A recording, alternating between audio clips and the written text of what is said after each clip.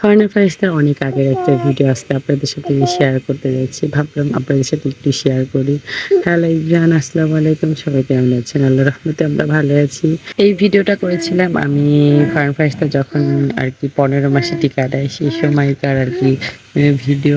টিকাটা আমাদের বাসায় দেয়। কিন্তু ওরা অসুস্থ থাকার কারণে আরকি টিকাটা দিতে পারেনি। এজন্য আরকি বাহিরে গিয়ে আমাদের টিকা দিয়ে আনা লাগতেছে ফারহানা ফারিস্তা। এইজন্য ফারহানা ফারিস্তাকে নিয়ে আমরা যাচ্ছি একটা ক্লিনিকে আরকি টিকা দিতে। সবসময় আমাদের বাড়িতেই বসে। ওরা অসুস্থ থাকার কারণে আরকি টাইম পার হয়ে গিয়েছে। এখন আবার দিতে অনেক লেট হয়ে যাবে। এই তো আমরা রান্নাবান্না বাদ দিয়ে আরকি ২ শাশুড়ি মিলে যাচ্ছি ফারহানা ফারিস্তাকে নিয়ে। আমি তো আর একা যেতে পারবো না। কারণ ২ টা বাচ্চা নিয়ে যে কত পরিমাণে কষ্ট হয়। ওদের ছোট থেকে আমি অনেক কষ্ট করে মানুষ করতেছি। প্রতিটা মাই কষ্ট করে মানুষ করে বাচ্চাদের। তারপরে টুইন বেবি যাদের আছে তাদের একটু বেশিই কষ্ট হয়। আর তখন ফারহানা ফারিস্তা হাঁটাও শেখে নাই পুরোপুরি।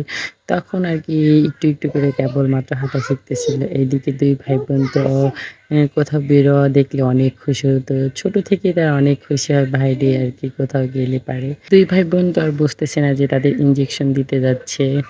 এই তো হাসতে মজা করতে যাচ্ছে। আর যারা আসার পরে তো এই তো কান্না করবে। বাচ্চাদের ইনজেকশন দেওয়া একটা কষ্টের ব্যাপার। ইনজেকশন দিলে জ্বর আসবে। আর ২ টা বাচ্চা ২ ভাই-বোন অসুস্থ হলে তো আরো বিরক্ত করে। ওরা ২ ভাই-বোন ছোট থেকেই অনেক পরিমাণে কান্না করে। কান্নার পরিমাণটা তাদের একটু বেশি। পাকনা বুড়ি আমার মাশাআল্লাহ ছোট থেকেই সে। আর ২ ভাই-বোন ছোটবেলায় একটু গুলো ছিল। এখন দিনে আরকি একটু আরো চিকন হয়ে যাচ্ছে। বাচ্চাদের চেহারা ছোট থেকে বড় হইতে কত রকম চেহারা তাদের দেখা যায়, রূপ বদলায়।